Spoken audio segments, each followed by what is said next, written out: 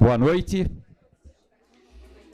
Recebo com alegria as associadas e os associados do Instituto dos Advogados do Paraná nesta sessão solene e íntima em que celebramos a assinatura do termo de acordo de cooperação técnica com a Fundação Escola do Ministério Público do Estado do Paraná e o Instituto da Advocacia Paranaense, o FEMPAR, neste ato representado pelo seu presidente Maurício Kalash. Nesta data, em que celebramos o 13º aniversário da Lei Maria da Penha, recebemos em nossa casa, nossa associada, desembargadora Regina Helena de Oliveira Portes, ex-diretora do Instituto dos Advogados do Paraná, ex-vice-presidente da Ordem dos Advogados da Seção do Paraná, a nossa ex-presidente, Rogéria Dotti, que também marcou época aqui no Instituto, transformando em pequeno espaço de tempo que ela teve da sua gestão. Também a nossa associada Marilena Indira Winter, vice-presidente atual da Ordem dos Advogados, que está agora num compromisso da missa de ação de graças do Dia do Advogado e deve chegar dentro de poucos minutos, e da nossa procuradora, que foi protagonista da aproximação da FEMPAR com o Instituto, a doutora Mônica Luiz de Azevedo, que hoje coordena o Núcleo de Pesquisa e Extensão de Direitos Humanos. Saúdo, da mesma forma, e aí a todos os nossos associados, o ilustre presidente, ex-presidente Carlos Eduardo Manfredini Apner, que também está vindo para saudar todas as nossas advogadas no dia de hoje. E da mesma forma, eu gostaria de agradecer a presença ilustre de algumas mulheres incríveis. Em primeiro lugar, a doutora Ednide Andrade Arruda.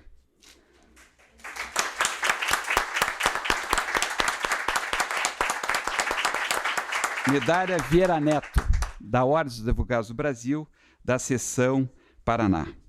A nossa querida diretora da Faculdade de Direito da Universidade Federal, a professora Vera Caram.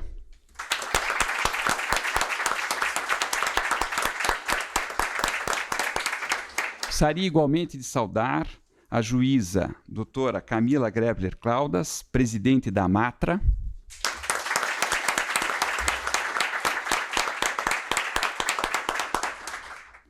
e a presença das comissões da Ordem, né?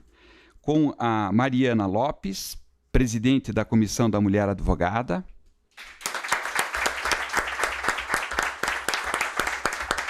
Sandra Lia, coordenadora do CLADEM e que também representa o CEVIG.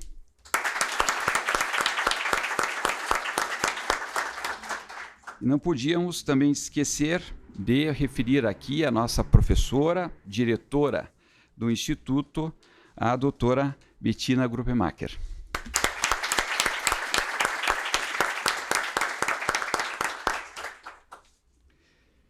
Quando tomamos posse, sabíamos que encontraríamos, ou que teríamos que encontrar, um melhor diálogo e interlocução com a comunidade jurídica.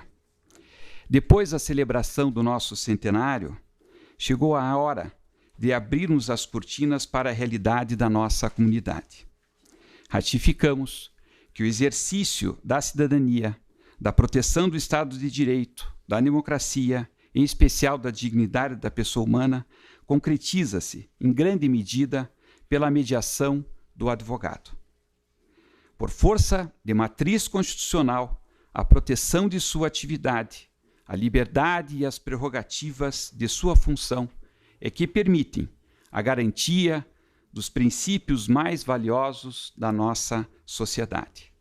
O direito, que ao trazer as instituições à vida, deve, em princípio, atuar como o principal instrumento de inclusão. Penso que tão importante Quanto marcar as diferenças é de forma simultânea, marcar as afinidades, convergências em meio à dispersão, à diversidade e agir como guardiões aglutinantes de nossos valores comuns. A tarefa não é fácil, mas é necessária. É por essa razão que o Instituto dos Advogados do Paraná ratifica a sua missão, como membros voluntariosos e abnegados, de professar sua crença no direito e na justiça como instrumento inexorável no exercício da cidadania. É por essa razão que damos hoje um grande passo. Pela primeira vez, o Instituto dos Advogados está, na verdade, assumindo uma posição pública de cooperação, de interlocução por intermédio da Fundação, da Escola do Ministério Público do Estado do Paraná, para que nós possamos juntos caminhar nessa semente que plantamos justamente com a finalidade de abrir o nosso instituto para a comunidade e de buscar o aperfeiçoamento da cultura jurídica. Eu gostaria então agora de fazer rapidamente uma leitura do objeto do nosso termo de cooperação, que tem como finalidade estabelecer mútua cooperação entre as instituições signatárias, visando intercâmbio acadêmico, científico e cultural, e troca de experiências em termos de repercussão e cunho jurídico, mediante atividades tais como pesquisas, debates, palestras, seminários e eventos em comum, para desenvolver, disciplinar, divulgar, incentivar e apoiar a formação e a atualização teórica de bacharéis em Direito e a comunidade em geral. Passo agora, sem maiores delongas, ao nosso querido Maurício Kalash, presidente da FEMPAR, que igualmente fará a sua saudação. Excelentíssimo senhor presidente do Instituto dos Advogados do Paraná, Dr. Tarcísio Araújo Kretz, ao cumprimentá-lo, estendo os cumprimentos do Ministério Público do Estado do Paraná a todos os senhores e as senhoras, advogados e advogadas, membros deste centenário e respeitado colegiado paranaense. Excelentíssima senhora desembargadora do Egrégio Tribunal de Justiça do Estado do Paraná, doutora Regina Helena de Oliveira Portes, saudando-a, saúdo a magistratura paranaense, estadual e federal. Excelentíssima senhora Rogéria Fagundes Dotti, ao cumprimentá-la, estendo os cumprimentos do Ministério Público a todas as senhoras advogadas e demais inscritas nos quadros da Ordem dos Advogados do Brasil, seção do Estado do Paraná. Doutora Mônica Luiz de Azevedo, Procuradora de Justiça, doutora Nayane Kelly Garcia, promotora de Justiça, minhas senhoras e meus senhores. O Instituto dos Advogados do Paraná confere uma grande homenagem ao Parquet Estadual ao celebrar com a Fundação Escola do Ministério Público do Paraná o termo de cooperação científica, acadêmica e cultural que assinaremos hoje. Mais do que possa parecer, temos muitos interesses institucionais comuns. Tanto aqui quanto no Ministério Público, encontramos homens e mulheres honrados, estudiosos e comprometidos com os destinos da República, com a preservação do Estado de Direito e com o fortalecimento da democracia. Cá e lá, queremos contribuir para o fortalecimento da cidadania e para a proteção da dignidade da pessoa humana.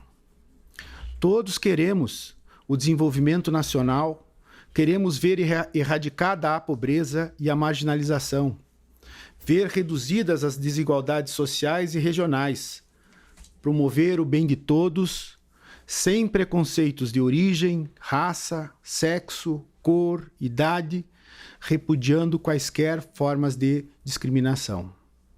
Queremos construir juntos uma sociedade livre, justa e solidária. Como se vê, sobram-nos motivos para irmanarmos-nos nessa cooperação acadêmica e cultural. Agradeço mais uma vez ao Dr. Tarcísio pela histórica e inédita oportunidade que me concedeu de comparecer perante esse honorável colegiado para transmitir aos seus integrantes o fraternal abraço de todos os promotores e promotoras, procuradores e procuradoras de justiça nesta noite memorável. Muito obrigado.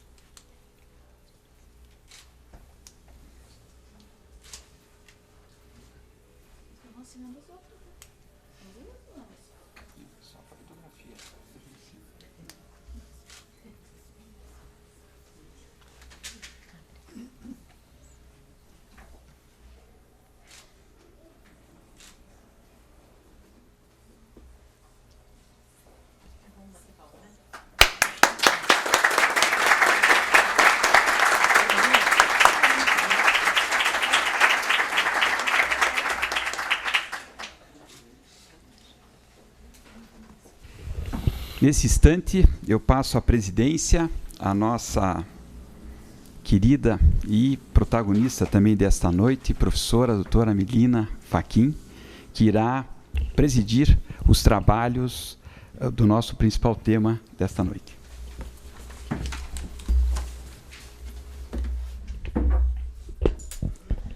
Boa noite a todas, boa noite a todos. É com muita honra e satisfação que assumo a presidência dessa mesa e dos debates dessa noite. E é muito oportuno que esse debate sobre o papel da mulher dentro do exercício da advocacia e esses debates de gênero sejam concomitantes à assinatura desse acordo, porque eles surgiram justamente dessas discussões quando nós pensávamos qual o tema que o Instituto dos Advogados e a FEMPAR tinham, né, em conexão e que poderiam fomentar, e foi justamente da celebração deste acordo que essa semente surgiu e brota aqui no Instituto, e é justamente nesse intuito que esse evento de hoje é feito, como uma semente que é plantada e que espero gere aí seus frutos e suas flores também no desenvolvimento das atividades futuras do Instituto. Então, fazia para nós todo sentido que a atividade fosse na sequência da assinatura do acordo, e gostaria de público de fazer um agradecimento à doutora Mônica por ter, obviamente, nos inspirado e nos provocado aí a essas reflexões. Eu gostaria de convidar as nossas palestrantes de hoje para a mesa. Na verdade, até não sei se o nome palestrante cabe tanto para o modelo do evento que nós pensamos, mas na falta de outro faço uso deste. Então, peço, por favor, que venha à frente e me dê a honra aqui de me ladear na mesa a desembargadora Regina Helena Afonso Portes.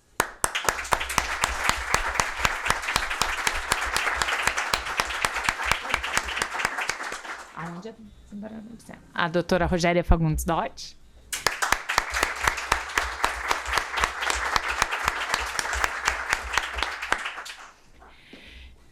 E a incansável e onipresente doutora Marilena Winter, que acaba de chegar de outro compromisso.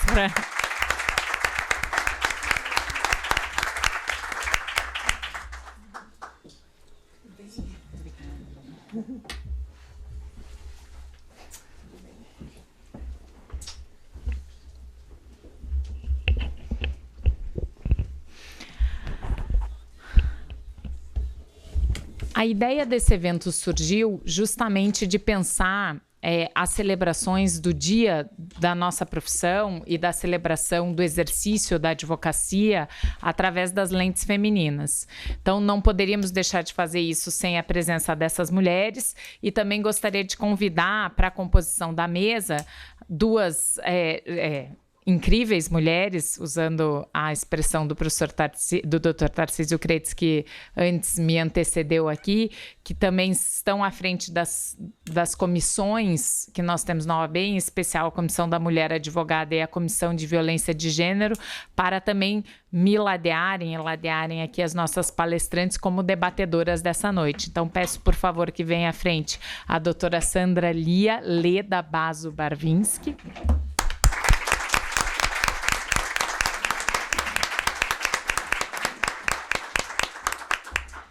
E a doutora Mariana Lopes.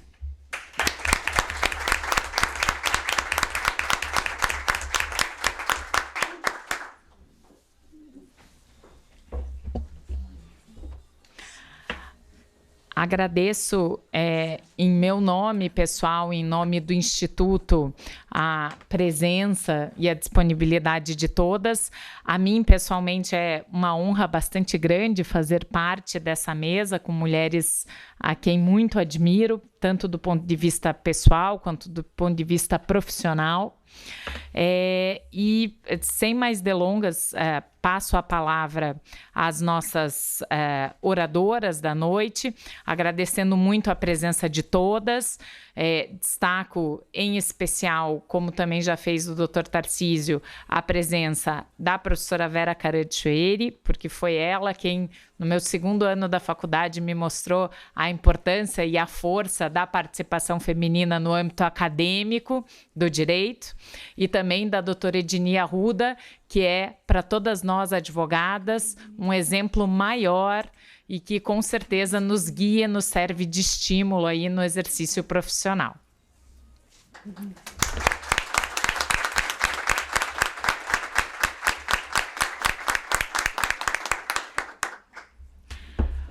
Passo, então, a palavra à doutora desembargadora Regina Helena Afonso Polis. Oi. Tem que ligar. Eu acho que sim. Boa noite a todos. Cumprimento e agradeço inicialmente ao Dr. Tarcísio a gentileza e lembrança de meu nome para estar aqui nessa data tão importante para o Instituto, para todas nós, advogados e magistrados. Eu fico muito feliz pelo convite, agradeço muito, e eu sou especialmente muito grata ao Instituto. Aqui iniciei realmente a minha atividade administrativa, já digo, ou pelo menos participativa, como advogada, e agradeço a doutora Melina, que eu tenho um grande prazer em tê-la aqui junto comigo, doutora Rogéria, todas as demais que compõem essa mesa. E inicio por dizer que me assustei, Melina, quando disse que seria um debate técnico sobre a mulher advogada. Na verdade, eu pretendo, da minha parte, fazer um testemunho, um depoimento, porque há muito a falar, e talvez melhor do que eu, muitas de vocês que estão aqui, dos senhores e senhoras, têm a dizer como advogadas, militantes, ainda hoje. Eu posso iniciar dizendo que até meio cômica a minha entrada na advocacia ou no direito. Cursei durante 15 anos ou 17 anos um colégio de irmãs, Colégio Nossa Senhora de Sion, e lá me formei como professora, ou seja, normalista. Veja que eu sou bem antiga, porque nem existe mais isso. Hoje é magistério, nem sei se ainda existe. A ideia que eu tinha no início, na formatura, seria encontrar um lugar para trabalhar, fazer uma escola, um jardim de infância, e ali prosseguir, talvez fazendo pedagogia ou qualquer outra coisa do gênero. Terminei a escola no ano de 66. Na época, os vestibulares eram em janeiro e fevereiro do ano seguinte, quer dizer, sempre no início do ano, diferente do que é hoje. Uma amiga, uma grande amiga, me disse, por que não fazíamos um vestibular? Eu digo, vestibular? Eu não fiz cursinho, se falava tanto em cursinho na época, não tenho preparação para um vestibular. Vamos tentar um vestibular. Na verdade, a minha intenção, e aí vem a graça de tudo, eu queria ser arqueóloga. Vejam vocês aonde eu cheguei. Eu queria ser arqueóloga, meu sonho era ser arqueóloga. Mas, vindo de uma família extremamente patriarcal. Meu pai disse: arqueologia não existe em Curitiba e você daqui não sai para estudar fora. Com 18 anos eu disse: amém, assim seja. E fiquei pensando no que eu poderia ser além de arqueóloga. Ora, bibliotecária, quem sabe, porque aí eu poderia estudar e ler sobre arqueologia. Bem, essa minha amiga queria fazer direito. Eu jamais pensei, passou pela minha cabeça a possibilidade de ser advogada. E ela disse, como as matérias eram similares naquela época, os programas de vestibular eram idênticos, ela disse, vamos estudar juntos, eu faço direito e você também me acompanha, eu faço biblioteconomia e você também faz. Tá bem. Fizemos a prova, o vestibular, que foi exatamente na quinta-feira que se seguiu ao Carnaval de 67. Talvez pergunte, mas também, nessa idade, vai lembrar tudo isso? Lembro. Porque foi naquela época que foi lançada a música do Zequete, Máscara Negra. E nós, esperando a chamada para a prova vestibular, cantávamos na Federal ali a música da Máscara Negra, lembrando que 2 dias antes havia sido o Carnaval. Fiz a prova, que seria uma prova preambular, seletiva. Eu passei, minha amiga não passou, lamentavelmente. Prossegui nas outras provas, fui aprovada ao final no 12º lugar, e ela aprovada com honras na biblioteca, como bibliotecária, e foi uma excelente bibliotecária. Então, no ano de 67, caí diretamente dentro da Faculdade de Direito. O que será que eu vou fazer aqui dentro? Não havia nenhuma orientação familiar no sentido de ser advogada. Fiz os 5 anos da faculdade, me apaixonei literalmente pelo direito. Tive professores fantásticos, em todo sentido. A nossa turma, considerada 67, 71, foi uma das turmas consideradas premiadas pela faculdade, assim como outras depois e antes. Nós pegávamos os professores no início do curso e eles nos levavam até o 5º ano, que eu achava maravilhoso. Então, o professor Lamartine, professor Renedotti, professor Egas Aragão, que muito recentemente nos deixou, é um grande amigo, professor Atos Veloso, Fernando Fauler, Sansão Loureiro e outros tantos que enriqueceram esse estudo que me permitiu chegar ao 5º ano e me formar. Aí existia uma pessoa apaixonada pelo direito, formada advogada, que tinha suas origens primeiras na ideia de ser uma arqueóloga e fazer o quê? Aí, passados uns 3 meses da formatura, eu fui procurada na minha casa, com muita honra, pelo professor Renedotti. Tinha sido meu professor e meu paraninfo.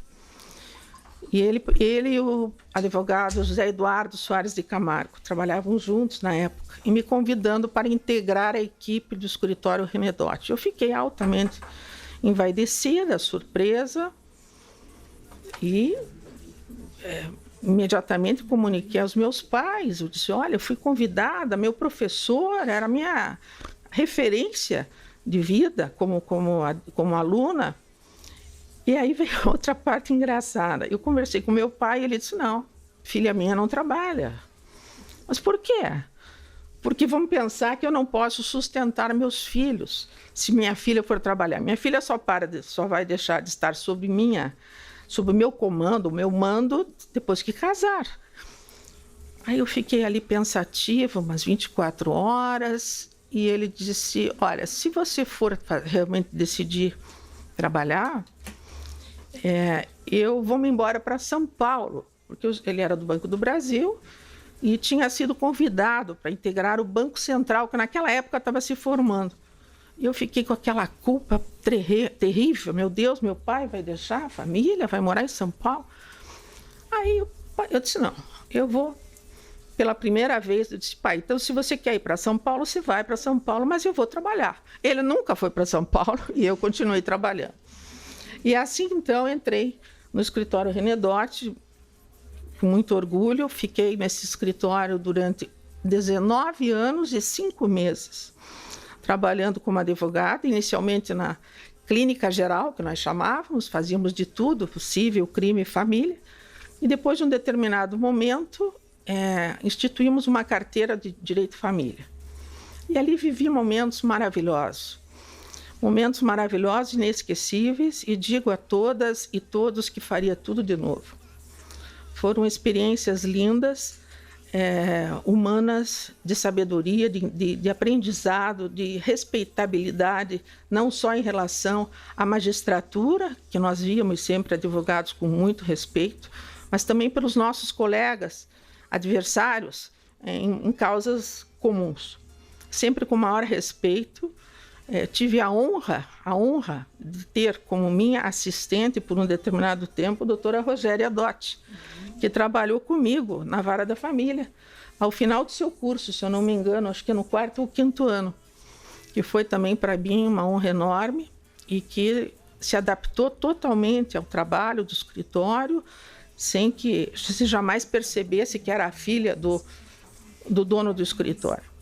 E ali fizemos, então, tive uma experiência maravilhosa, sempre tratando primordialmente depois do ano de 80, com causas de família, sofridas, vitoriosas ou não, muitas vezes, com decisões difíceis, não só para as partes, mas também para nós, advogados. Sofríamos muitas vezes com os problemas que tivemos.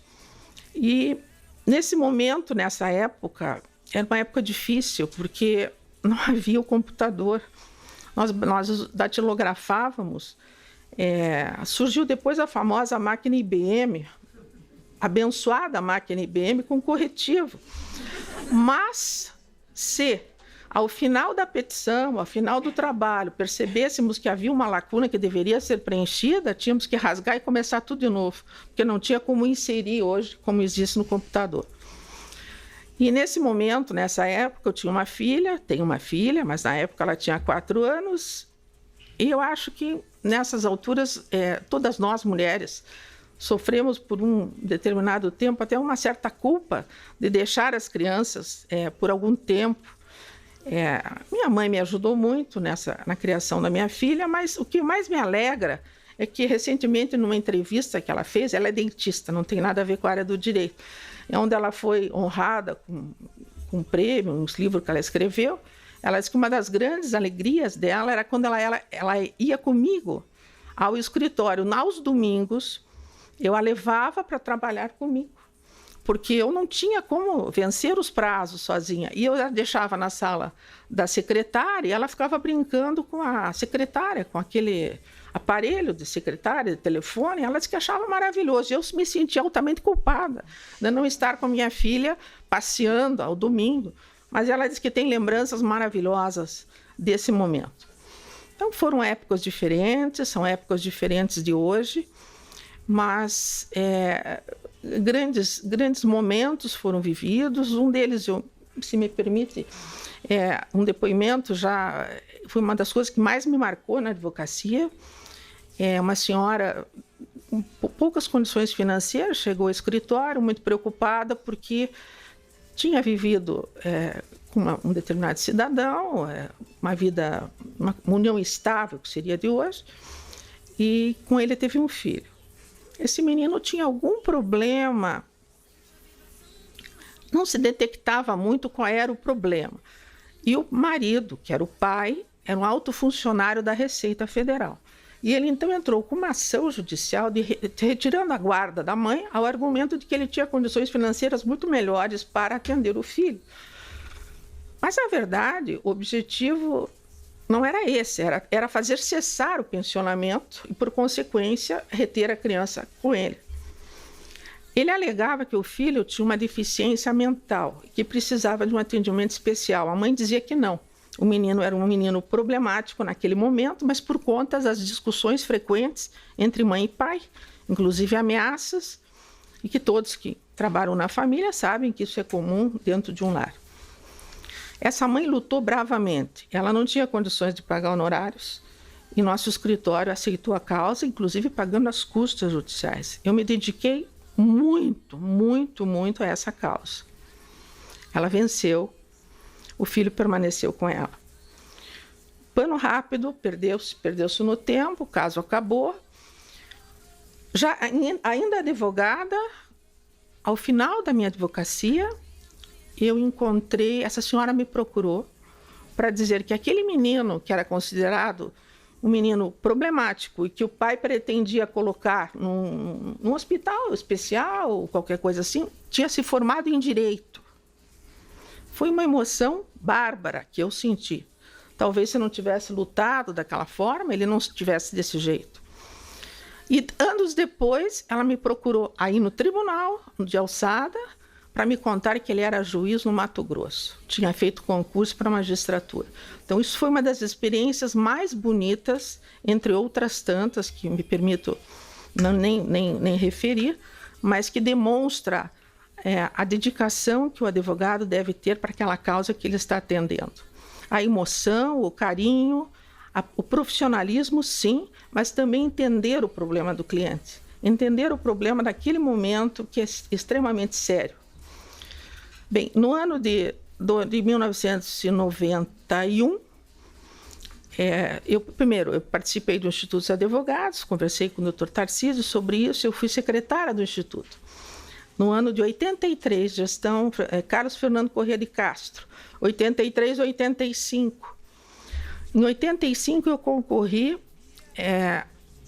à Ordem dos Advogados, ao Conselho da Ordem, pelo Instituto, como representante do Instituto. E depois, numa chapa autônoma, era 11 de agosto, que nós participamos, onde eu fui vice-presidente da chapa, onde Alcides Bittencourt Pereira foi o presidente.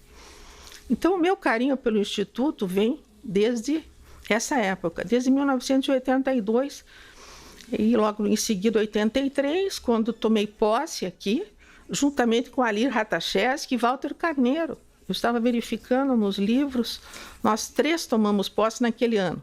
Veja que faz muito tempo. No ano participei como vice-presidente da OAB, no exercício da presidência várias vezes, em viagens do presidente.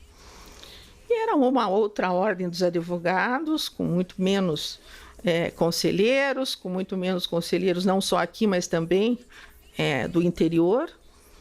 E o vice-presidente naquela época, doutor Tarcísio, ele fazia as vezes de presidente da matéria de ética, da questão de ética, do Tribunal de Ética, que na verdade nem era um tribunal, nós não chamávamos de Tribunal de Ética na época. E eu participava eu era presidente nata desse tribunal, ou seja, que seria agora o Tribunal de Ética. Então, foi uma experiência muito bonita, eu advoguei intensamente, mas num determinado momento, confesso, eu tinha muita vontade de mudar algumas coisas que eu via não estarem certas. Eu via que muitas causas, não só minhas, de família, mas também dos meus colegas, não tinham aquela solução jurídica que se pretendia, não só pelo fato de serem clientes, mas também pelo fato da justiça daquela causa. Foi então que me chegou à mente a ideia de disputar uma vaga para juiz, que no caso era o Tribunal de Alçada na época. Havia aquela hierarquia, primeiro ia para a Alçada e depois para a Justiça. Eu participei em 91, uma lista, só eu e mais, me parece que era eu e mais uma mulher só, entre muitos advogados, o nome só meu. Formei uma lista tríplice, unicamente, no ano de 91. E eu digo que essa lista foi um verdadeiro parto, quase durou 9 meses. Uma gestação, quero dizer, porque a lista se abriu em agosto de 91, com a morte do juiz Gilney Carneiro Leal. Logo em seguida, abriu-se a lista, a inscrição. A OAB fez a lista no dia 25 de novembro de 91. O Tribunal de Justiça, naquela época, o presidente era o desembargador Pedroso. Ele entendeu que não deveria colocar naquele ano em discussão ainda essa lista. Essa lista postergou-se, como havia férias forenses, na época, janeiro e julho, postergou-se para fevereiro. Em fevereiro, final de fevereiro, na sexta-feira, véspera do Carnaval, essa lista foi entregue, foi feita essa lista tríplice, encaminhada ao governador, que naquela época era Roberto Requião, e que estava em viagem para o Japão e tinha dito ao seu vice-governador que não pusesse a mão naquela lista, porque ele queria estudar, talvez fosse uma oportunidade de nomear a primeira mulher do tribunal no Paraná, segundo grau, diretamente. Então, essa lista foi sair, ou seja, a minha nomeação saiu no dia 27 de março. Se forem contar de agosto a março, quase dá uma gestação. E então fui realmente nomeada, tomei posse no Tribunal de Alçada e integrei a 4ª Câmara Civil daquele tribunal, desembargador José Ulisses Silveira Neto, enfim, Marcelo Lopes, né? Silveira Lopes, e outros tantos juízes que foram grandes professores para mim. Fiquei no Tribunal de Alçada durante 7 anos, fui promovida para o Tribunal de Justiça em 99. E lá estou até agora. Então, desde a entrada da magistratura até agora, são 27 anos.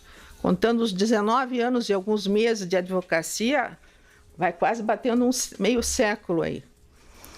Então, a experiência do advogado, eu sinto hoje, e o que eu posso dizer a todos e a todas, mantendo sempre o respeito pelo seu cliente, não só na condição de juiz, como eu sou hoje, e todos os advogados que me conhecem talvez possam comungar dessa ideia, eu recebo a todos a hora que puder e a hora que precisar, mas também o carinho que você tem que tratar com a parte, com o advogado, a gentileza, porque aquela causa é dele e nós temos que julgar com a imparcialidade. O Tribunal de Justiça, para mim, foi uma vitória também, porque nunca imaginei. Vejam lá para trás, a arqueóloga que caiu na Faculdade de Direito, daqui a pouco ela é juiz de alçada, primeira mulher do Paraná e daqui a pouco desembargadora. Mas tive colegas maravilhosos na minha Câmara, tenho a honra de estar com um deles aqui, Guido Dobile, foi meu revisor, quando havia ainda revisão nos processos, tenho a honra de tê-lo tido como revisor e colaborador da Câmara. E nossa Câmara se especializou, ao tempo surgiu a especialização, foi feita pelo desembargador Telmo Xerém, e eu optei pelo direito público. Aí talvez digam, mas por que direito público? Se durante toda a sua vida trabalhou em direito privado, direito de família. Era exatamente o que eu queria fazer, sair daquela área que tanto eu tinha me envolvido para aprender alguma coisa nova que eu, na verdade, no meu trabalho, no escritório, não tinha nunca trabalhado. E aí parti para o direito público, e que foi cada dia mais se especializando, com causas hoje de improbidade, licitações, enfim, tudo que vocês sabem. Nesse período todo, eu só tenho alegrias a colher, dentre os momentos, alguns aborrecimentos, mas que eu considero sempre altamente passageiros e leves, dentro do prazer que eu tenho em comungar em sessões com advogados do porte de todos esses que estão aqui presentes, Dr. Apner, um deles, sempre em nossa Câmara, e com todo o respeito e procurando sempre transmitir naquele momento aos colegas juízes aquele apoio, muitas vezes sessões que se prolongam até 8 horas da noite, o desembargador Guido sabe disso, mas que fazemos com muita alegria e nosso serviço altamente em dia, isso é o mais importante. A experiência que eu tenho a dizer aos senhores, senhoras, digo isso como sendo realmente uma experiência. A luta, o amor pelo direito. Isso é o mais importante em tudo, para tudo. O amor pelo direito, a certeza de fazer o certo, a verdade, estar agindo corretamente. Muitas vezes não em acordo ou em desacordo com o que o advogado está pedindo, mas com a certeza do meu coração e da minha mente de que aquela é a decisão correta e a decisão certa. Colegas maravilhosos, eu fui a primeira mulher, logo em seguida veio Denise Arruda, depois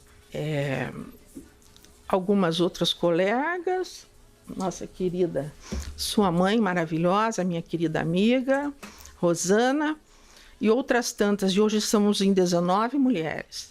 E estamos à beira aí, às vésperas, de uma nova lista que será colocada no tribunal para ser apreciada pelo Pleno, aonde, extraordinariamente, doutor Tarcísio, temos 3 mulheres. Quer dizer, primeira vez que nós temos 3 mulheres numa lista e 3 homens. Aí vem aquela pergunta, como não deixar de ser assim? Se hoje reconhecer a presença da mulher em todos os ramos, sejam eles medicina, odontologia, direito, enfim, todos aqueles que se apresentam, ignorar ou não tentar ver a importância da mulher e a presença da mulher nesses cargos, seria uma grande bobagem. Hoje nós temos a grande maioria das nossas juízas de primeiro grau são mulheres. Nas faculdades nós temos muito mais mulheres do que homens estudando direito. E nós sabemos a importância que é uma mulher advogada, a luta que a mulher advogada tem, a luta com que a mulher advogada vai ao fórum, vai aos tribunais, vai ao seu escritório, cumprindo dupla, tripla, quádrupla jornada, e sempre com aquela convicção e com aquele brilho no olhar, e esse brilho que leva a nós todos, também juízes, que fazemos a nossa parte com apoio, e sempre disse isso, nós somos uma equipe, juízes, advogados e Ministério Público. Somos todos parceiros na tentativa de obter uma justiça célere e uma justiça correta. Agora, existem momentos em que nós temos que fazer não só a ida, mas também o retorno, doutor Tarcísio. E esse retorno existe. O doutor Guido uma vez me disse que atrás de uma aposentadoria sempre existe um outro mundo. Fora daqui existe vida. O doutor Guido sempre fala isso. Então, eu ainda tenho alguns anos, não muitos, mas alguns anos para continuar no tribunal, mas já estou fazendo o meu retorno.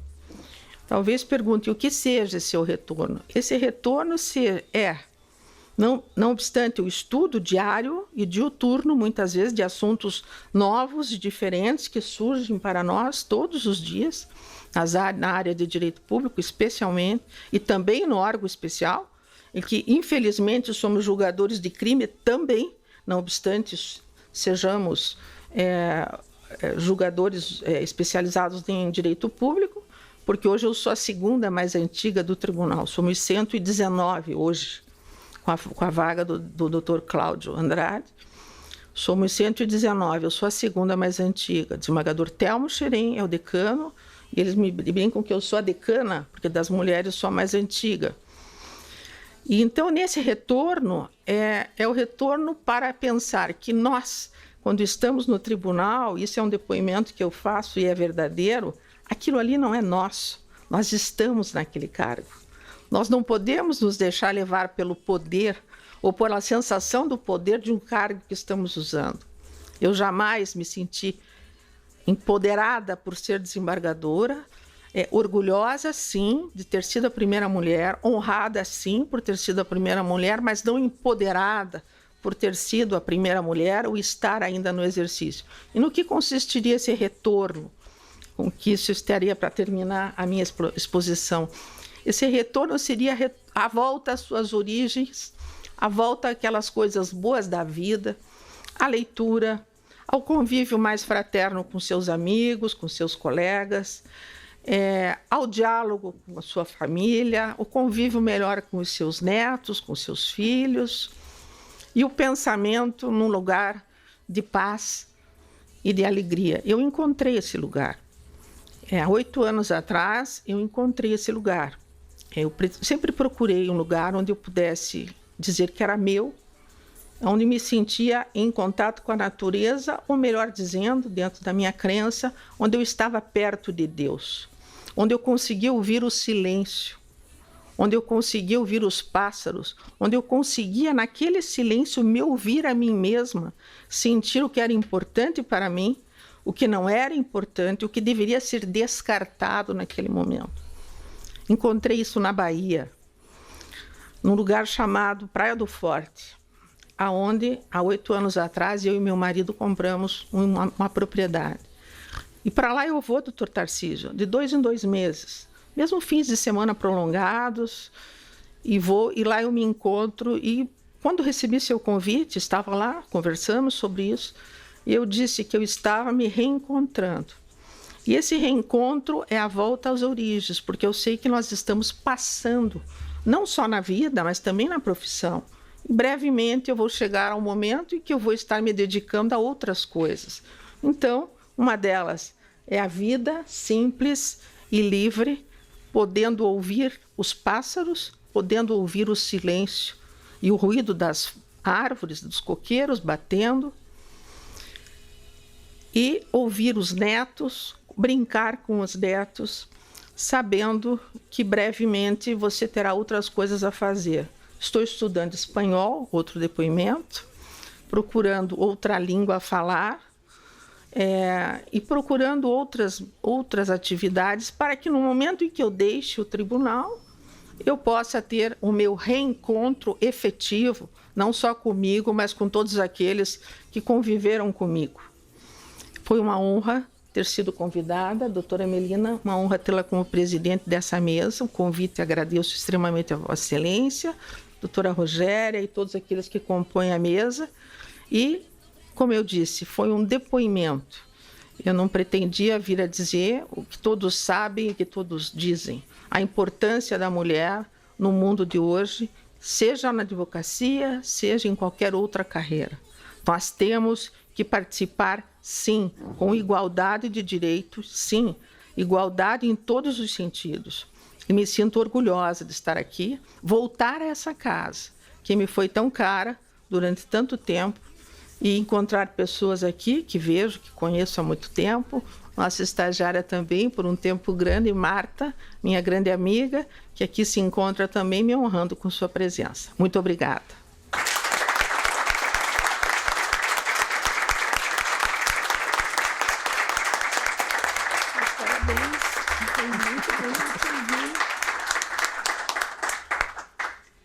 Agradeço imensamente ao relato da desembargadora, que nos inspira, né, e nos dá fôlego para seguir adiante. A sua trajetória desembargadora me lembrou um poema do poeta matogrossense Manuel de Barros, em que ele falava, quando ele era pequeno, ele via homens escovando osso. E esses homens eram arqueólogos. E ele descobriu depois que o que ele queria fazer quando ele cresceu era escovar palavras e trabalhar com elas. Então, muito me lembrou a sua exemplar trajetória, desembargadora. Passo agora a palavra à doutora Rogéria Dotti. Já foi o currículo de todas as nossas oradoras da noite já foi apresentado pelo presidente Tarcísio, mas não posso deixar de dizer ex-presidente desse instituto. Muito obrigado, doutora Melina Fachin, a quem agradeço, junto com o presidente Tarcísio Kretz desse instituto, agradeço imensamente o convite. Foi uma honra realmente receber o convite dos colegas. Fiquei muito feliz quando fui convidada, principalmente sabendo da importância do Instituto e do tema da noite de hoje, que era justamente a importância da mulher dentro da advocacia. Esse é um tema que me é muito caro, por vários motivos, e o depoimento da doutora Regina aqui já mostra assim, como foi o início da carreira dela, que tem muitas coisas semelhantes também com as dificuldades que eu tive no início. Mas antes de mais nada, então, cumprimentando a doutora Melina, faço aqui um registro público. A doutora Melina tem a qualidade de ter uma enorme dedicação, não só à advocacia, mas ao magistério. Ela é uma das professoras de grande destaque na sua área de atuação e, apesar de tudo isso, da importância do seu trabalho na academia e na advocacia, ela consegue se dedicar também à família, aos filhos, com igual esmero. Então, a doutora Melina é realmente um exemplo para nós, tem tudo a ver com o tema desta noite, é uma alegria realmente ter sido convidada pela minha querida amiga Melina. Cumprimento minhas demais colegas de mesa, a doutora Sandra Lia Barvinski, uma alegria quando estivemos juntos no conselho da OAB, em tantas lutas, né, doutora Sandra? cumprimento também a doutora Mônica Azevedo, uma alegria estar aqui hoje. Parabéns pelo convênio que a FEMPAR firmou com o Instituto. Realmente é uma satisfação essas lutas e como as escolas podem contribuir para isso, né? O Instituto é uma grande escola, então fica muito, tenho certeza, honrado com esse convênio com a FEMPAR. Cumprimento naturalmente a doutora Regina Helena Afonso, dando aqui também um depoimento meu. Foi com ela que eu aprendi a advogar. A doutora Regina, foi através dela que eu comecei estágio no escritório do meu pai e ela que me deu as primeiras lições de coragem na advocacia, de respeito. Cumprimento também aqui a doutora Marilena Winter, minha querida companheira de tantos anos na ordem também, um exemplo. Estou aqui agora como suplente da doutora Marilena Winter numa comissão do concurso da magistratura e é uma alegria esse nosso convívio diário, tenho muito realmente a aprender. E cumprimento a doutora Mariana também pelas lutas aí na Comissão da Mulher Advogada. Mas, rapidamente, então, não quero tomar muito tempo, tem muitas colegas que vão também falar. Não tenho tanto a dizer como o depoimento da doutora Regina, que foi, eu acho, uma aula para todos nós, em termos de superação de dificuldades. Mas queria contar também um pouquinho do que eu passei até chegar, então, na advocacia. Eu, quando estava terminando o 2º grau, pensava muito em fazer o jornalismo ou o direito. Meu pai é advogado e a advocacia, pelo menos na minha família, é algo contagiante. A alegria com que ele contava as causas nos almoços de domingo, as vitórias que ele tinha e também as frustrações com os problemas, era algo que contagiava todos nós. Então, eu e minha irmã ficávamos assim, sempre encantadas com as histórias que ele contava, porque realmente meu pai vive a advocacia de uma forma muito intensa e ele transmitiu esse sentimento, eu acho, para mim. Então eu resolvi fazer direito, fiz o vestibular, passei no concurso, fui junto com ele, fomos lá na reitoria, quando saiu a lista, estava chovendo, naquela época saía a lista primeiro na reitoria do que depois no jornal, foi uma alegria quando achamos lá o meu nome. E aí eu já estava no 3º ano da faculdade, louca para começar a fazer estágio. E meu pai sempre arranjando um subterfúgio para não me convidar para o escritório dele. E aí ele dizia, não, a teoria é mais importante, eu quero que você estude mais, a prática você aprende rapidamente depois, então isso não é fundamental. Os meus amigos, desde o 1º ano, já faziam estágio.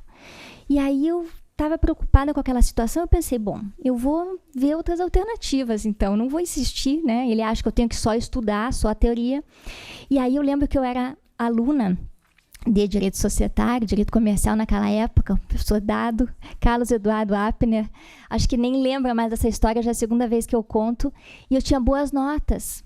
E aí o professor Apner, um dia, me convidou para fazer estágio no escritório dele. Uma situação semelhante, então, à doutora Regina, que foi aluna do meu pai também. E aí eu cheguei em casa muito feliz e contei. Mãe, pai, vocês não sabem. O professor Apner me convidou, eu vou fazer estágio no escritório dele. E foi aí que meu pai falou, não, minha filha, na semana que vem você começa a fazer estágio no nosso escritório. E aí o que ele fez? Ele chamou e disse, eu vou chamar a Regina aqui em casa, nós vamos conversar, ela vai te ajudar no início, nesse estágio. Acho que meu pai estava preocupado, no fundo, como me colocar no escritório, de que maneira, o que os colegas poderiam pensar, não sei. E aí foi através dela. Num sábado à tarde, chamaram ela lá em casa, e aí ele falou, Regina, ela quer muito fazer estágio, veja o que é possível, se tem como ajudá-la de alguma forma. E a doutora Regina prontamente, não, com certeza, você começa segunda-feira, vai estar assim. E foi então que eu comecei. E foi com ela que eu aprendi realmente o respeito na advocacia, como a gente conseguia angariar o respeito dos clientes. E a primeira surpresa que eu tive, doutora Regina, quando nós começamos, então, esse convívio profissional, foi que a grande maioria dos clientes da doutora Regina eram homens, não eram mulheres. No escritório do meu pai, felizmente, não havia... Era um escritório menor, e ambientes menores não tem tantos problemas, é verdade. Mas o fato é que não havia esse preconceito em relação ao trabalho da mulher advogada. E não havia um preconceito também entre os colegas. A maioria homens, né? A doutora Regina era a única advogada naquela época no escritório. E eu nunca senti, então, qualquer tipo de preconceito lá dentro do escritório em relação ao trabalho dela.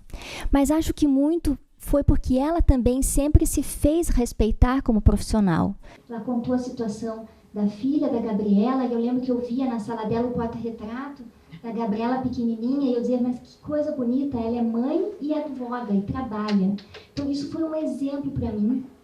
A minha mãe, apesar de advogada, não trabalhava, e eu achei aquilo tão bonito e foi um exemplo para a minha vida. Foi com ela realmente que eu aprendi a conquistar o respeito dos clientes. E isso foi fundamental para a minha carreira. Hoje eu posso dizer que na DOT Advogados, aliás, fiz as contas ontem por causa do evento de hoje, a gente não costuma contar essa questão de gênero, isso não é uma preocupação, felizmente, dentro do meu escritório. Mas fiz as contas, hoje nós somos 14 mulheres, doutora Regina, e 13 homens na DOT. Então nós estamos em maioria. Mas a gente realmente não pensa nessa questão de gênero, eu acho, quando a gente trabalha de uma forma séria, quando o ambiente é propício para isso. Nem sempre nós encontramos esses ambientes sem preconceito.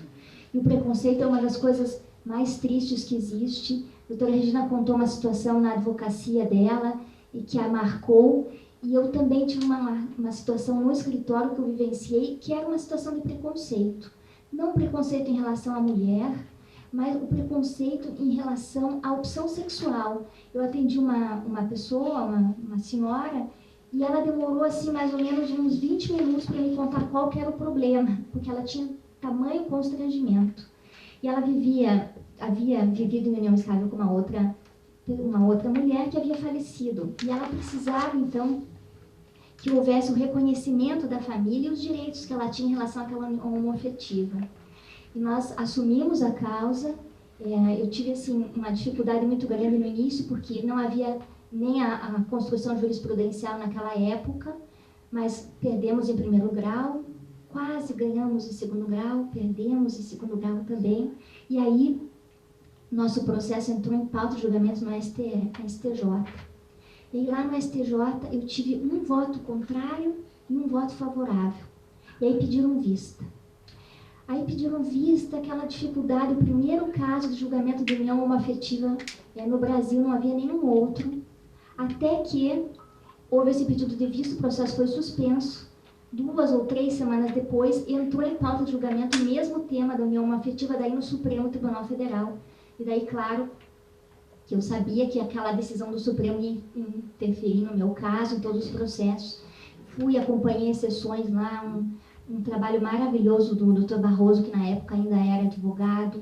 Enfim, se reconheceu os direitos dessas uniões. Então, eu trouxe esse exemplo porque foi através de uma situação de preconceito que eu tive uma das vitórias que me pareceu mais bonita na advocacia. É bem verdade que eu ganhei a causa daí porque já havia uma decisão do Supremo Tribunal Federal, mas a luta que eu tive junto com a cliente até a gente chegar naquele momento foi tão importante, tão marcante para mim, porque nós, todos no escritório, compreendemos que aquilo era justo e que a gente devia lutar por aquilo contra o preconceito. Então essa foi uma das causas que me marcou. Eu tenho muito orgulho de contar que trabalhei numa causa como essa. E a gente aprende muito na advocacia, né? A advocacia também é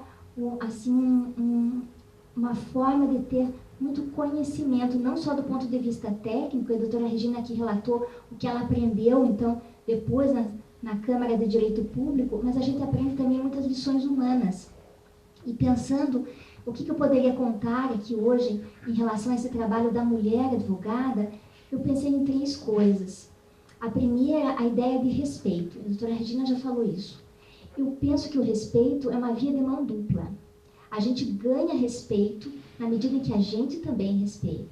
Então, veja, no caso desta cliente, o respeito que nós todos no escritório tivemos em relação a essa situação, como nós fomos ganhando respeito e como eu, jovem estagiária, começando no escritório do meu pai, constrangida, fui ganhando também o respeito dos colegas de escritório, pessoas que estavam lá há muito mais tempo do que eu e que eu então deveria respeitar e trabalhar e me dedicar tanto ou mais até que eles, para mostrar que através do trabalho é que a gente ganha o respeito. Então essa ideia de um caminho de mão dupla é extremamente importante, me parece. O segundo ponto que eu achei interessante é que o trabalho é que deve ser o gênero. Independentemente de homens ou mulheres, o que nós temos para mostrar é dedicação, competência, estudo. E isso não tem gênero, na verdade. Muitas vezes, no escritório do meu pai, quando me chamavam para atender algum cliente, eu sentia uma certa preocupação. não só pelo fato de ser mulher, mas também pelo fato de ser muito jovem. E na medida em que eu ia me dedicando, e conhecia a causa como ninguém, na hora de uma sustentação oral, eu conhecia os detalhes do processo. Então, assim a gente ganha o respeito, através do trabalho. Eu acho que isso é fundamental. E, por fim, a doutora Regina falou também em amor. Eu também tinha separado aqui a ideia de que a gente precisa, nesse mundo de preconceitos, criar uma forma de superação e não de enfrentamento, não de conflito. Conversando agora há pouco com a doutora Mônica, nós falamos justamente isso, né? Como nós podemos superar o preconceito. Eu acho que não é gerando mais conflito. E eu tive no escritório a alegria de ter um estagiário maravilhoso. A gente aprende muito também com os estagiários, né? E como eles ensinam coisas para nós. A Laís, minha querida amiga, sócia, colega de escritório, sabe como a gente está sempre aprendendo. E um desses estagiários, a Laís vai lembrar, o nome dele, hoje ele é advogado, chama Pedro Pico. E o Pedro me ensinou uma coisa, ele disse, Rogéria, eu não fico chateado quando no tribunal dizem para mim que não vão me dar a certidão agora que eu estou precisando, que vai demorar tanto tempo para me dar a certidão.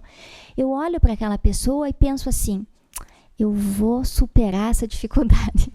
Eu vou mostrar para essa pessoa que ela está errada. Aí eu começo, na época ele me chamava doutora Rogéria, então, doutora Rogéria, eu explico por que eu preciso, do que está acontecendo, e a pessoa vai se encantando e vai ficando minha amiga, doutora Rogéria, eu consigo.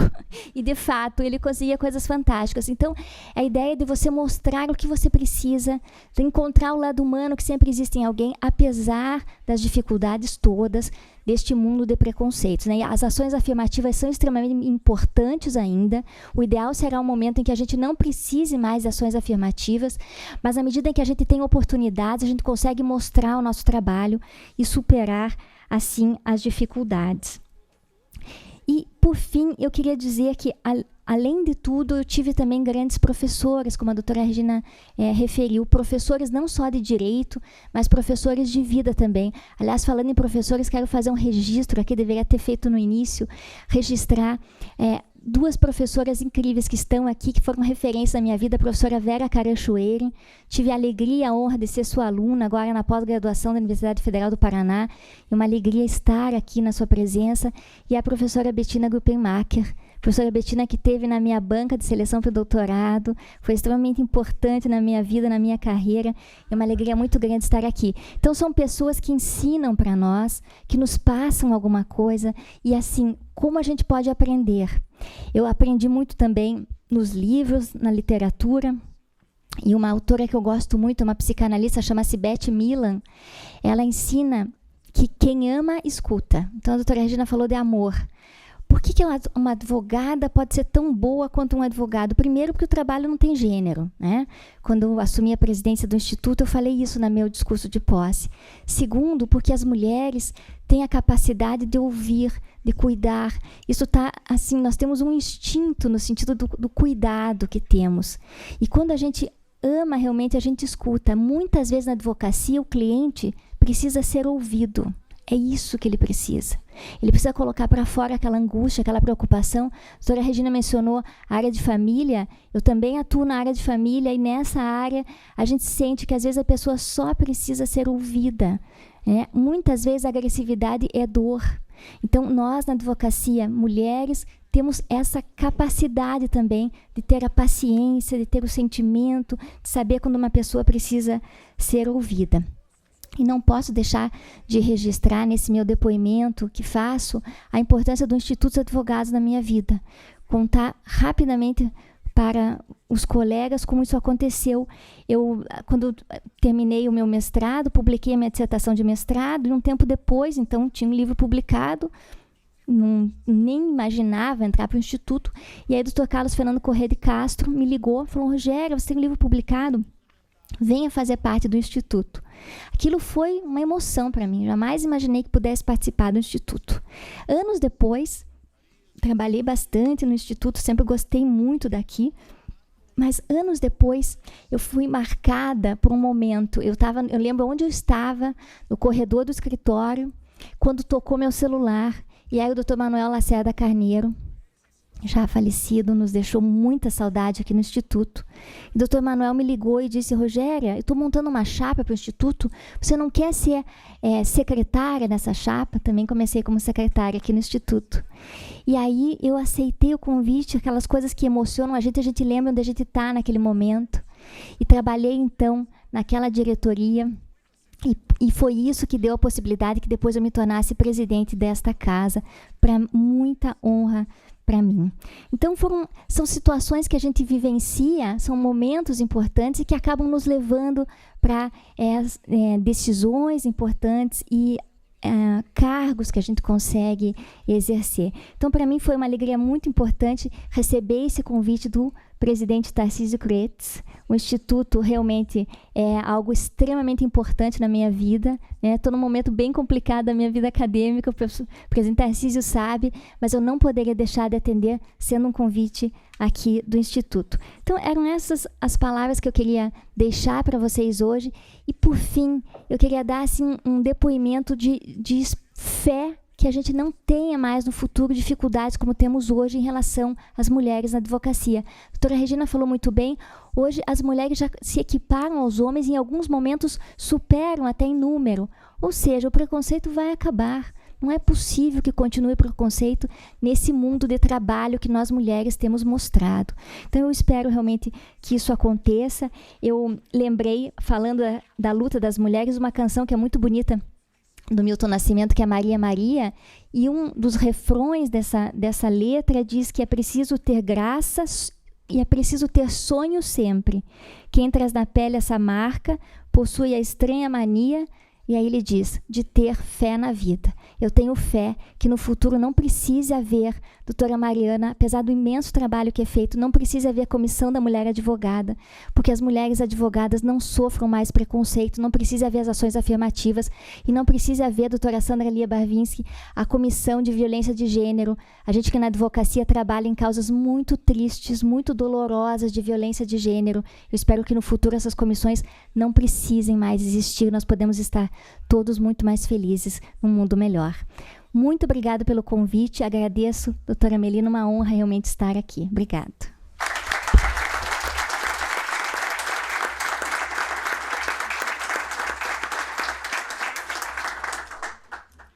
Agradeço imensamente à doutora Rogéria, a honra com certeza é nossa.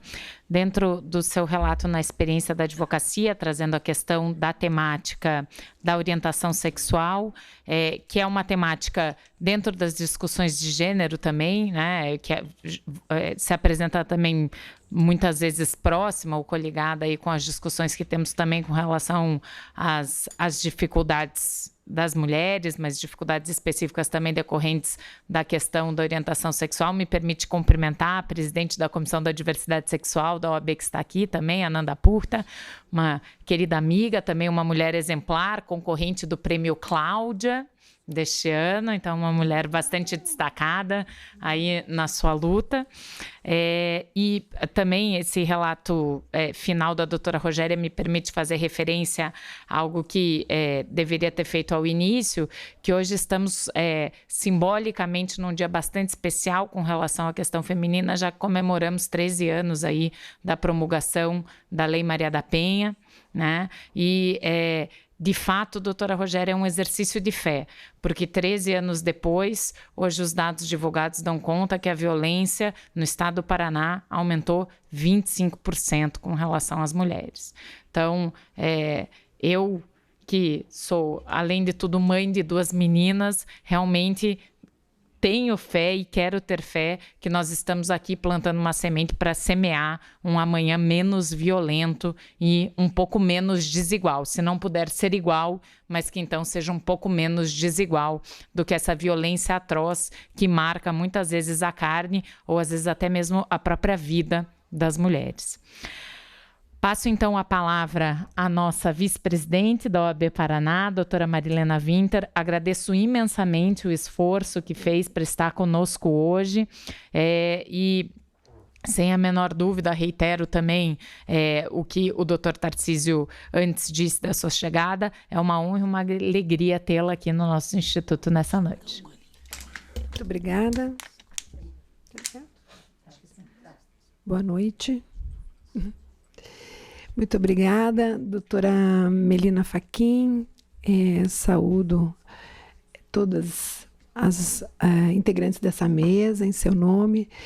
Doutor Tarcísio Kretz, muito obrigada pelo convite também. Minha amiga Mônica, Luiz, Sandra Lia, Rogéria, doutora Regina, a minha amicíssima Mariana, todos aqui presentes. Eu poderia nominar várias pessoas, estou olhando aqui, reconhecendo vários amigos.